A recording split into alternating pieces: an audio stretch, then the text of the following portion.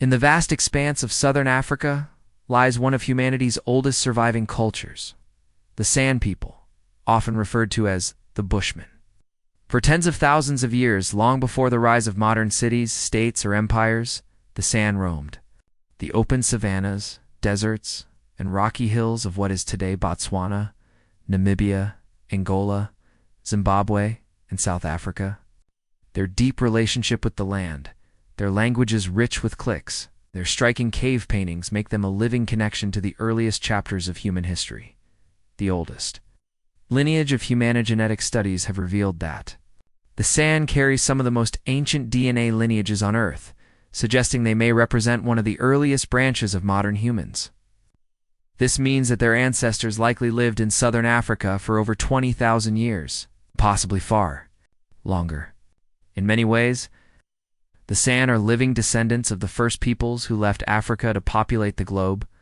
To study the San is, therefore, not just to learn about a tribe, it is to glimpse humanity's own beginnings.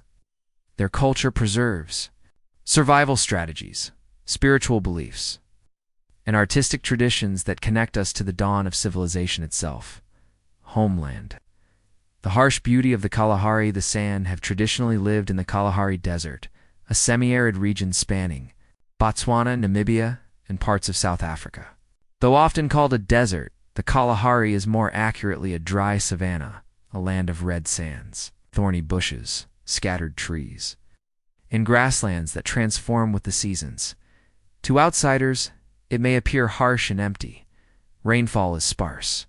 Rivers are seasonal, and temperatures swing between scorching days and frigid nights. Yet for the San, this land is not barren, but full of life. Over thousands of years, they developed extraordinary skills to read the landscape, finding hidden waterholes, tracking animals across dunes, and identifying edible plants that sustain them in times of scarcity. The San are not simply residents of the Kalahari, they are its guardians, deeply attuned to the rhythms of this challenging environment. Archaeological footprints, rock art, and stone tools. Evidence of San culture stretches back deep into prehistory. Across southern Africa, archaeologists have uncovered thousands of rock paintings and engravings created by San artists. These images, often hidden in caves or on cliff faces, depict hunting scenes.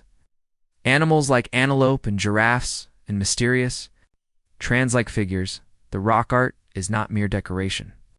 Scholars believe it was tied to San's spiritual practices, visions from shamans, or symbolic representations of their myths. These works reveal how the San blended the practical with the sacred, recording both their daily lives and their unseen spiritual world. Stone tools dating back tens of thousands of years also testify to the ingenuity of their ancestors. Arrowheads, scrapers, and digging sticks show a continuity of technology that supported their hunter-gatherer way of life for millennia. A nomadic way of life. Traditionally, the San were nomadic hunter-gatherers. Small bands of families, usually numbering no more than 30 to 40 people, moved seasonally in search of food and water, and hunted with bows and arrows tipped with poison derived from beetle larvae, while women gathered roots, nuts, berries, and wild melons, especially the water-rich Sama melon, vital source of hydration in the desert. This nomadic rhythm allowed the land to regenerate and ensured that resources were never overexploited. The San's mobility reflected their philosophy. The land belongs to no one, and humans are part of a greater cycle of sharing and balance. Language of clicks. The San are also famous for their languages, known collectively as the Kaggen languages. These tongues are characterized by distinctive click sounds, made by snapping the tongue against different parts of the mouth. To outsiders, the clicks sound almost like musical notes or rhythmic beats. For the San, however, these sounds are essential tools of communication, carrying subtle distinctions that outsiders often find nearly impossible to master. Linguists consider these languages some of the most complex and unique in the world, and they are a key part of the San's cultural identity. The San and their neighbors throughout history. The San lived in small groups spread across southern Africa, but their world was never entirely isolated. They often traded with neighboring peoples, exchanging animal hides, ostrich eggshell beads, or hunting knowledge for metal tools and other goods. Yet they also faced conflict, as agricultural and pastoral societies expanded into their lands over the centuries. The San were often displaced, marginalized, or forced into remote areas. Despite these pressures, they preserved their traditions, holding on to their ancient ways even as the world around them changed. Conclusion. The land and its people, the origins and homeland of the San people, tell a story of resilience and continuity. In the shifting sands of the Kalahari, they crafted a way of life that has endured for millennia, rooted in deep respect for the land and its resources. Their rock art speaks across the ages, their languages echo with ancient sounds, and their survival strategies reflect a wisdom born of intimate connection to the earth. To understand the San is to step into humanity's oldest memory, a time when survival depended on cooperation, knowledge of the natural world, and respect for the unseen forces that shape life. In many ways, the San are not just the people of the past, but living teachers for the future, showing us how to live in balance with the environment in a world that has forgotten such harmony. The daily life of the San people is a fascinating example of human ingenuity, resilience, and harmony with nature. For thousands of years, the San thrived in one of the most unforgiving environments on Earth, the semi-arid stretches of the Kalahari Desert. Their survival depended not on large-scale agriculture or permanent settlements, but on intimate knowledge of the land, cooperative social structures, and highly refined skills of hunting and gathering, hunter-gatherer foundations, and like farming societies. The San traditionally did not plant crops or keep livestock. Instead, they followed a hunter-gatherer lifestyle that had sustained human beings since the dawn of our species. This meant that every day was shaped by the rhythms of searching for food, water, and shelter. Men and women had complementary roles. Men were hunters, venturing out with bows and arrows tipped with poison. Women were gatherers, foraging for edible plants, tubers, berries, nuts, and melons. Together, these roles created a balanced diet and a sustainable way of life. The art of hunting in the Kalahari required extraordinary patience, skill, and knowledge. San hunters used small bows and light arrows, often smeared with poison, extracted from beetle larvae or certain plants. The arrows were not meant to kill instantly, but to slowly weaken the animal as the hunters tracked it, across long distances. The hunt was not just a physical act, but a spiritual one. Hunters learned to read the tracks in the sand, the direction of a hoofprint, the freshness of droppings, the bend of a blade of grass. To outsiders, these signs are invisible.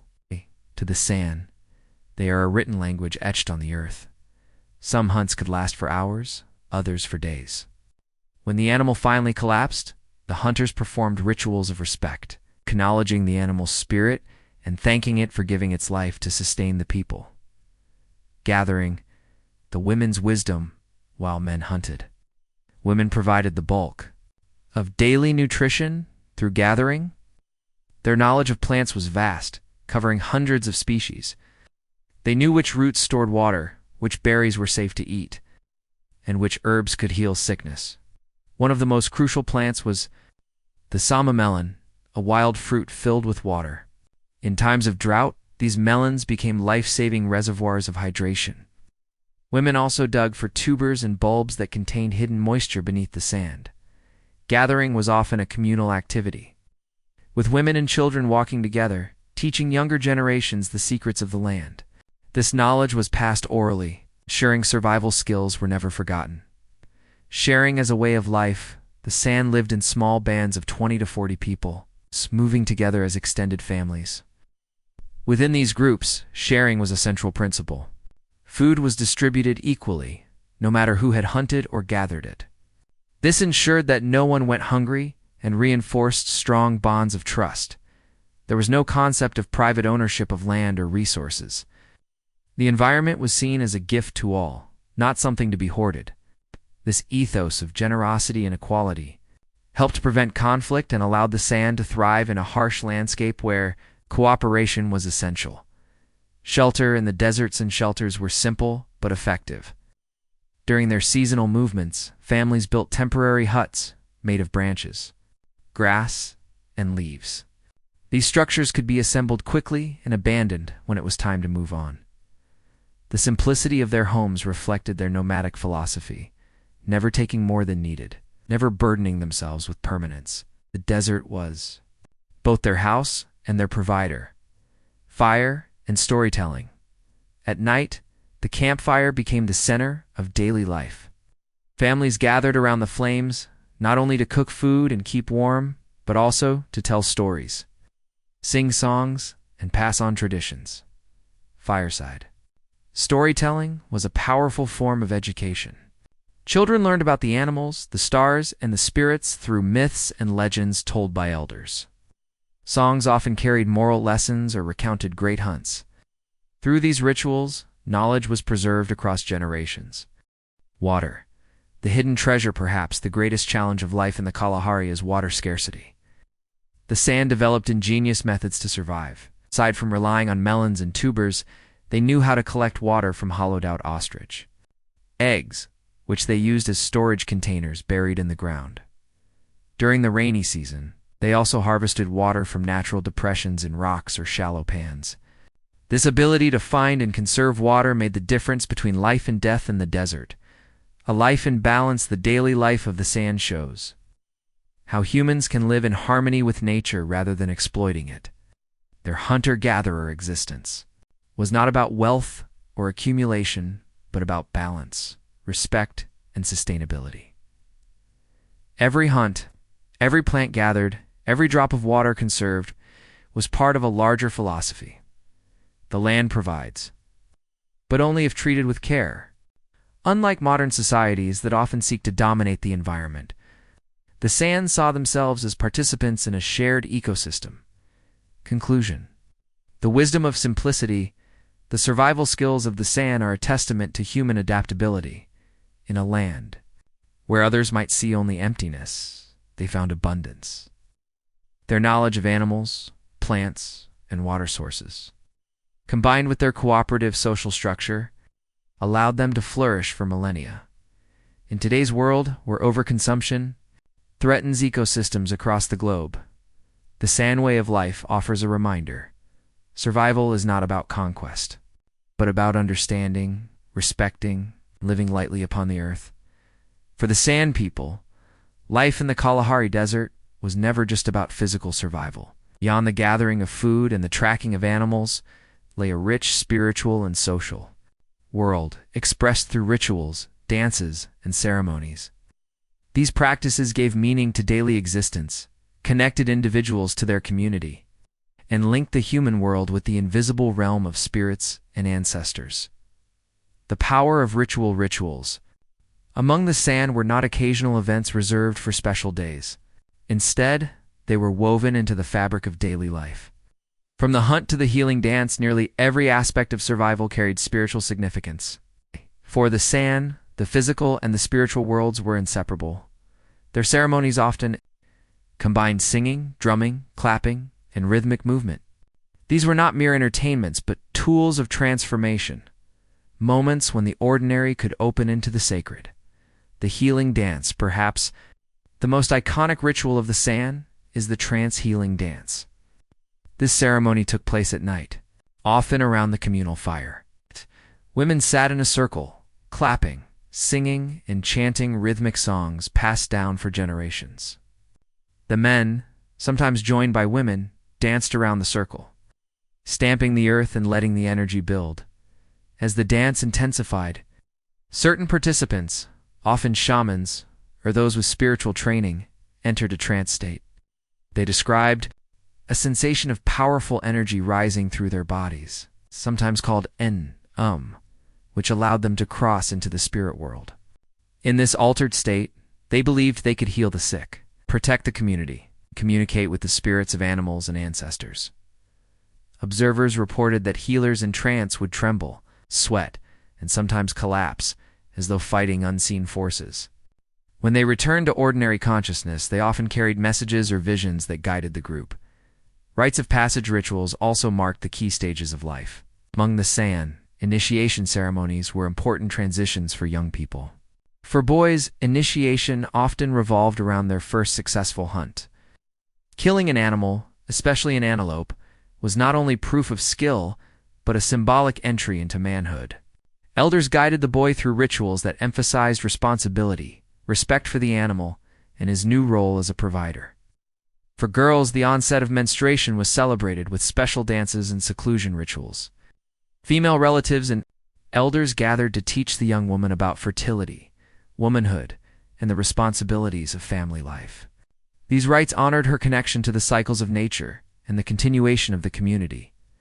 Through such ceremonies, the San ensured that knowledge, values, and identity were passed from one generation to the next.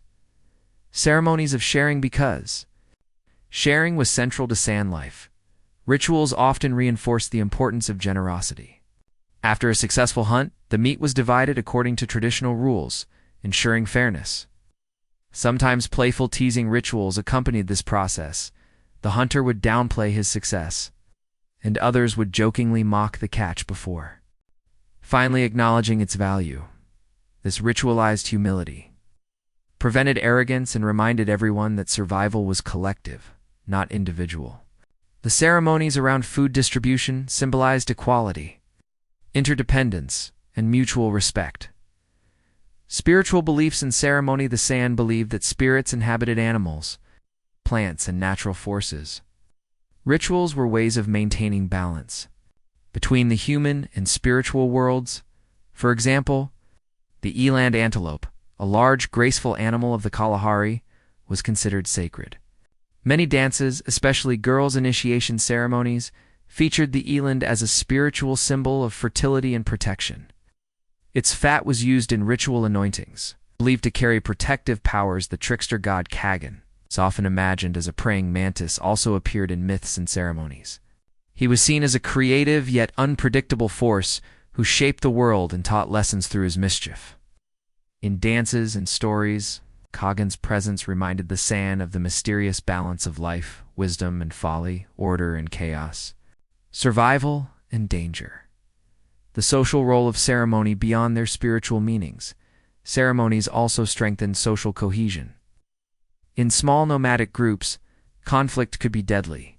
Rituals acted as a social glue, diffusing tensions, providing moments of joy, and reaffirming bonds between families. The communal dances gave everyone a role: singers, drummers, dancers, healers. Even children participated, learning through imitation. These events were not only sacred but also entertaining, ensuring that traditions remained vibrant. Continuity in the modern world. Even as modern pressures have disrupted San life, many of these rituals survive. Some communities still practice the healing dance, both as a cultural heritage and as a living spiritual tradition. Others perform rituals during cultural tourism events, sharing their traditions with outsiders while keeping their deeper meanings within the community. For the San, rituals remain a way of asserting identity, protecting ancestral knowledge, and connecting to a spiritual universe that transcends time. Conclusion: life made sacred. Rituals and ceremonies of the San reveal a people who see life not as ordinary survival, but as a sacred journey. Every dance, every chant, every initiation carried meaning beyond the physical act. Through ritual, San connected the body and spirit, the individual and the community, the human and the natural world. Their ceremonies continue to remind us that survival is not just about food and water. It is about belonging, healing, and finding meaning in the shared rhythm of life. The San are often described as one of the oldest continuous cultures on Earth, and their worldview reflects this deep antiquity. For them, the world is not divided into the physical and the spiritual. Rather, all of existence is interconnected. Animals, plants, humans, the sun, the moon, and the stars are bound together by invisible threads of energy, spirit, and story. To understand the San is to enter a universe alive with sacred meaning, a world alive with spirit at the heart of San. Spirituality lies the belief that everything has a spirit. Animals are not just prey. They are beings with life force, will, and power. Plants are not only food or medicine, but vessels of wisdom. Even the wind, the rain, and the stars hold presence and intention. This animistic worldview shaped every aspect of San life. When a hunter killed an animal, he was not simply taking food, but entering into a spiritual exchange. Rituals of respect, such as speaking to the animal's spirit or using its fat in sacred ceremonies, were essential for maintaining balance between humans and the natural world. The concept of spiritual energy, one of the most profound aspects of San spirituality, is the belief in a powerful spiritual energy that resides in all beings. During healing dances, shamans and dancers activate this energy, which rises like fire in their bodies, bringing them into trance. While in trance, they believe they can travel to the spirit world, communicate with ancestors, and heal the sick. Is not controlled by one person alone. It is shared, activated through communal ritual. It symbolizes the San's collective relationship with the spiritual world, a force greater than any individual. The trickster god, Kaggen, the mantis central to San mythology, is Kaggen. It's often portrayed as a praying mantis, but capable of taking many forms, from an eland antelope to a mischievous man. Kaggen is a trickster god, embodying both wisdom and foolishness. He is a creator who shaped the world, yet also a trickster whose mistakes gave rise to its imperfections. For example, some stories say Kaggen created the eland, the most sacred animal to the San, but lost control of it, allowing humans to hunt it. Others depict him as bringing the moon and stars into the sky, or as meddling in the affairs of animals and people. These stories are not meant to be literal histories, but teaching tools, reminding the San that life is unpredictable, full of both blessings and challenges. Kaggen represents the balance of chaos and order that defines existence. Sacred animals, the eland and beyond, among all creatures. The eland antelope holds the highest spiritual significance. It is often featured in rock art, rituals, and myths. For the San, the eland represents fertility, protection, and spiritual power. In girls' initiation ceremonies, dances imitate the movements of the eland, and fat from the animal is used to anoint the initiate, symbolizing her transition into womanhood. In healing rituals, the eland's presence is invoked as a source of strength and spiritual potency. In rock art, depictions of eland often coincide with trance-related imagery, suggesting its role as a spiritual bridge. Other animals also play important roles. The giraffe is sometimes seen as a messenger to the heavens, the lion as a symbol of power and danger, and the snake as a creature of transformation. Each animal carries lessons, stories, and warnings. The spirit world and the afterlife. For the San, the spirit world is not distant but interwoven with daily life. Shamans, through trance, can move between these realms, bringing guidance or healing. The spirit world is populated by ancestors, animal spirits, and powerful forces that shape human destiny. The San view death not as an ending, but as a passage. The spirits of the dead linger close, influencing the living, guiding them, sometimes causing illness, if not properly respected. Rituals of remembrance ensure harmony between the living and the ancestral realm. The role of shamans, or healers, are the mediators between the human and spiritual worlds. Chosen not by birthright but by spiritual calling, they undergo rigorous training to master the art of trance. Through dance, song, and ritual, they harness to heal sickness, foresee danger, and protect the group. Shamans are respected not only for their spiritual power, but also for their responsibility. Their role carries great burden for to misuse. Spiritual power is to risk upsetting the balance between humans and the spirits. Rock art is a spiritual. Court of the San's remarkable rock paintings are not simply historical records, but spiritual expressions. Many depict figures with animal features, half human, half antelope, representing the transformation experienced in trance. Others show hunters surrounded by mysterious patterns, believed to be visions from the spirit world. These artworks, spread across caves and cliffs for thousands of years, are enduring messages from the San spiritual universe. They remind us that art and spirituality were never separate but part of the same sacred expression. Conclusion. Living in sacred balance, the spiritual world of the San is not abstract theology, but a lived reality. Every hunt, every dance, every story connects them to unseen forces that shape their existence. Their beliefs emphasize respect, balance, and humility, recognizing humans as part of a larger web of life, rather than masters of it. In a modern world where spiritual and material realms are often divided, the San remind us of a more ancient truth. Life itself is sacred, and to live well is to honor the spirits of the earth, the animals, and the ancestors who walk beside us. For the San, stories are not simply entertainment.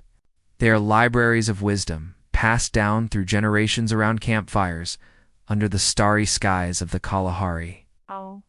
These oral traditions carry lessons about survival, morality, the mysteries of nature, and the origins of the world. To listen to a San storyteller is to enter a world where animals talk, gods take the form of insects, and the stars themselves are alive with meaning. Storytelling as survival in a society without written language. Oral storytelling was the primary means of preserving history, knowledge, and belief. Stories taught children how to find food, respect animals, and navigate relationships within the group.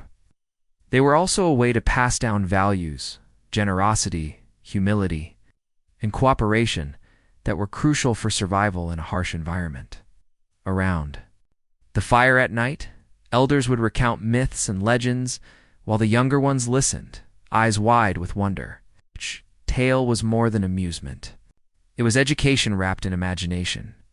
The trickster tales of Kaggen. At the heart of San storytelling lies Kaggen, the trickster god often depicted as a praying mantis. Kaggen is a complex figure, wise and foolish, powerful and weak, creator and destroyer. In one story, Kaggen created the eland antelope, the San's most sacred animal. He cherished it as his child, but through his carelessness, humans eventually gained the right to hunt it. This tale explains both the sacredness of the eland and the necessity of hunting it for survival. In another legend, Kaggen throws his shoe into the sky, which becomes the moon. Angered by its dim light, he replaces it with a brighter one, explaining the cycles of the moon that guide San life. Through such stories, Kaggen embodies the unpredictability of life, sometimes generous, sometimes cruel, always teaching lessons through his actions. The origins of the stars the San also told cosmic stories about the stars. One popular tale speaks of a young girl who tossed glowing embers into the sky, creating the Milky Way. The scattered light formed a celestial pathway to guide hunters and travelers across the desert at night. Other stories explain the constellations as animals or hunters frozen in the heavens. These myths turn the night sky into a living map, both practical for navigation and sacred as a reminder of humanity's place in the universe. Animal tales with moral lessons. Animals feature prominently in San stories, often taking on human qualities to teach moral lessons. The jackal, cunning and sly, is often a trickster figure whose greed or arrogance leads to trouble. The hare is playful but reckless, sometimes outsmarting stronger animals through quick thinking. The lion represents danger and power, teaching respect for the wild. These tales reinforce the San's worldview. Survival depends not on strength alone, but on intelligence, humility, and cooperation. Creation stories San, creation myths often blend humor and wisdom. In some versions, the world began in a time of darkness, and Kaggen, through trial and error, shaped the earth, animals, and people. His mistakes, such as giving animals unusual traits or allowing death to exist, explain why the world is imperfect yet full of meaning. These stories reveal a profound truth. The San did not view the universe as flawless, but as a living, evolving reality shaped by both order and chaos. Stories of the afterlife. Some tales address what happens after death. One myth tells of the moon offering humans eternal life, but the hare, acting as a messenger, delivered the message incorrectly. As a result, humans were destined to die while the moon continued to renew itself. This story explains the inevitability of death while offering comfort. like the moon. Life is cyclical, and the spirits of the dead remain close to the living.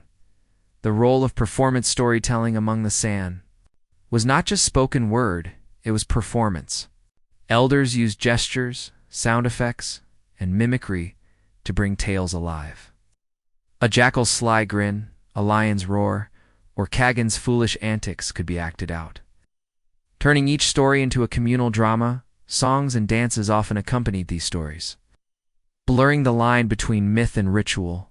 In this way, storytelling was not passive listening, but active participation in cultural memory. Conclusion. A living library, the oral stories of the San are treasures of human imagination. Explain natural phenomena, teach survival skills, and guide moral behavior, all while entertaining and delighting listeners. For the San, stories are not fixed texts, but living traditions that adapt with each retelling. Around the fire, under the same stars their ancestors once gazed upon, the San continued to keep their legends alive. These tales remind us that storytelling is one of humanity's oldest arts, a bridge between past and present, between the visible world and the unseen mysteries of existence. In the words of the San, stories are not just told, they are lived, carrying the wisdom of generations across the endless sands of time for tens of thousands of years. The San lived as nomadic, hunter-gatherers, moving across southern Africa in small bands, sustained by their deep knowledge of animals, plants, and water sources. But in the last few centuries, and especially in the past 100 years, their way of life has come under immense pressure. Today, the San face challenges not only to their survival, but also to their cultural identity, land rights, and traditions. Loss of ancestral lands. One of the greatest struggles for the San has been the loss of their ancestral lands. As farming, herding, and mining expanded across southern Africa, San groups were pushed off their territories. Lands once open for seasonal movement became fenced, privatized, or designated as farms and ranches. Governments also played a role. In Botswana, Namibia, and South Africa, large areas of San land were declared national parks or reserves, such as the Central Kalahari Game Reserve. While these were intended to protect wildlife, they often excluded the San from their own lands, making traditional hunting and gathering illegal. For a people whose survival depends on mobility and access to the environment, land loss has been devastating. Many San were forced into sedentary villages where their traditional skills could not be practiced. The struggle for hunting. Rights hunting has always been central to San culture, both as a source of food and as a sacred practice, tied to rituals and myths. But modern governments have imposed strict hunting bans to protect wildlife, often without considering the San's sustainable traditions. For example, in Botswana, laws against subsistence hunting have led to arrests and punishments of San hunters. Critics argue that this criminalizes their way of life, while allowing large-scale hunting safaris for wealthy outsiders. The irony is clear. The San, who hunted sustainably for thousands of years, are treated as poachers in their own homeland. Poverty and marginalization. Placement from their lands has led to widespread poverty among the San. Many communities now rely on wage labor, working as farmhands or domestic workers, often for very low pay. Others depend on government aid or charity, which undermines their independence. Social marginalization has also taken its toll. The San have often been stigmatized by neighboring groups as primitive or backward. This prejudice contributes to low self-esteem, exclusion from political representation, and limited access to healthcare and education. Language and cultural loss. The San languages, famous for their complex click sounds, are disappearing at an alarming rate, with younger generations shifting to dominant languages like Setswana, Afrikaans, or English. Many of the ancient Khoisan dialects are no longer spoken fluently. Language is more than communication. It carries myths, songs, and knowledge about plants and animals. The loss of language means the erosion of cultural identity and the weakening of connections to ancestral heritage. Alcohol and social challenges. Another modern challenge has been the introduction of alcohol into San communities. Where once the campfire was a place of storytelling and song, Some villages now struggle with alcoholism, which fuels conflict, violence, and health problems. This is not a traditional San practice, but a symptom of forced sedentarization, poverty, and cultural dislocation. Without the structure of nomadic life and the responsibilities of hunting and gathering, many communities face social breakdown, resistance, and rights movements. Despite these challenges, the San are not passive victims. In recent decades, they have organized to fight for their rights. Legal cases in Botswana and Namibia have sought to restore hunting rights and access to ancestral lands. Some San groups have won the right to return to areas of the Kalahari. Though enforcement remains difficult, international organizations have also recognized the San's plight. The United Nations and human rights groups advocate for their cultural and land rights, highlighting the injustice of excluding them from lands they sustainably managed for millennia. Tourism and cultural revival in some regions. Tourism has become both an opportunity and a challenge. Visitors to the Kalahari or Namib Desert are often fascinated by San culture, their tracking skills, dances, and traditional knowledge. Some communities have embraced this by offering cultural tours, teaching outsiders about their way of life. While this creates income and raises awareness, it can also risk turning San culture into a performance for outsiders rather than a living tradition. Balancing authenticity with survival is an ongoing struggle. Climate change, a newer challenge, comes from climate change, which threatens the delicate ecosystems of the Kalahari. Shifts in rainfall patterns, increasing droughts and desertification, make survival even harder. For the San, who depend on seasonal cycles and scarce water sources, these changes strike at the heart of their way of life. Conclusion. A people at a crossroads. The San people today stand at a crossroads. On one side is the pressure of modern society, displacement, poverty, cultural loss, and climate change. On the other side is their resilience, their ancient knowledge of the land, and their determination to preserve their identity. The story of the San is not just about one tribe. It is about the tension between tradition and modernity, between ancient wisdom and global change. Their challenges remind us that cultural diversity and indigenous knowledge are fragile treasures that must be protected. Despite the obstacles, the San continued to endure, their voices and traditions echoing across the deserts they have called home since the dawn of humanity. The San are not only among the oldest continuous cultures on Earth, they are also a living bridge between humanity's past and its future. Their deep connection to the land, their stories etched on cave walls, and their unique worldview all form a legacy that belongs not just to Africa, but to the entire human family. Yet the survival of this legacy depends on how the San navigate the challenges of modern times and how the world chooses to value them. Rock art, windows into the ancient mind. One of the greatest legacies of the San is their rock art, found across southern Africa. These paintings and engravings, some more than 20,000 years old, depict animals, hunting scenes, dances, and spiritual visions. They are not mere decorations. They are sacred records of San beliefs, cosmology, and history. The paintings often show animals like eland, giraffes, and antelope, which hold deep symbolic meaning in San rituals.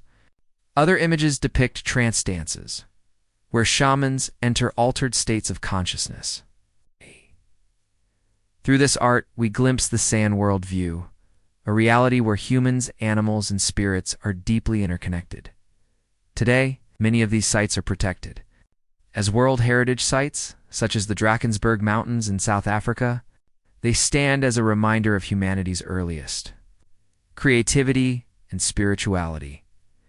Guardians of ancient knowledge, the San possess an extraordinary knowledge of plants, animals, and the land. Knowledge that has been passed down orally for millennia.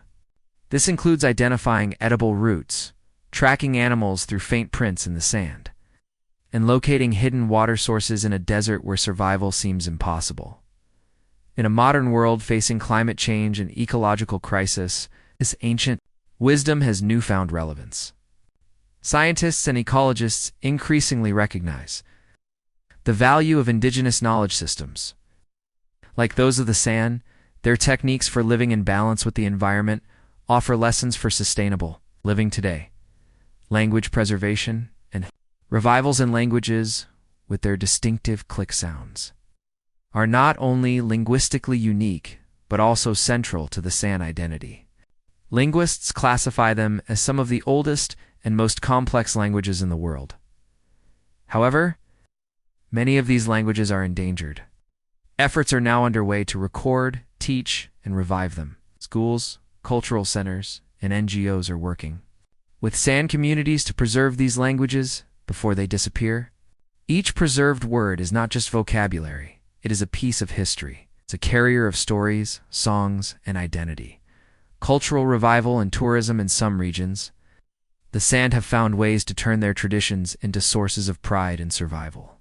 Cultural tourism projects allow visitors to learn about San tracking, hunting techniques, dances, and folklore. This not only creates income, but also gives younger generations a reason to keep traditions alive. Still, this raises important questions. Is San culture being preserved authentically or packaged for outsiders? The challenge for the future is to ensure that cultural tourism empowers the San. Rather than reducing their identity to performance, political and legal recognition, the future of the San also depends on their ability to secure legal recognition of their land and rights. Landmark cases, such as the Botswana High Court ruling in 2006 that allowed San groups to return to the Central Kalahari Game Reserve, show that progress is possible. Yet implementation remains inconsistent, and many San communities still lack full access to their ancestral lands. Advocacy and support from international organizations will remain crucial in the fight for recognition. Facing modernity with identity, perhaps the most complex question is how the San can adapt to modernity without losing their identity. Some San youth are pursuing education, working in cities, and using digital tools, even social media, to share their stories with the world. Others return to their villages to continue traditions, blending the old and the new. The future may not be about choosing between tradition and modernity, but about finding a balance. The San can show the world that it is possible to honor ancient ways while still engaging with the global community, a global symbol of humanity's origins in many ways. The San represent more than a single people. Genetic studies have shown that the San carry some of the most ancient human DNA lineages, connecting them directly to humanity's earliest ancestors. This makes them, in a sense, the living memory of all humanity. Their survival is not just their struggle. It is the world's responsibility. The San disappear as a distinct culture. The world will lose an irreplaceable link to its own origins. Conclusion. The future of the first people, the story of the San people, is one of resilience, wisdom, and survival against incredible odds. From their rock art to their languages, from their ancient myths to their ecological knowledge, the San embody humanity's oldest traditions of living in harmony with the earth. Their legacy is already etched in stone, but their future is still being written. If governments, organizations, and global society can support their rights and cultural revival, the San may continue to thrive as living symbols of human resilience. In the words of one San elder, "We are the people of the beginning. We remember the old ways. If the world forgets us, it forgets itself."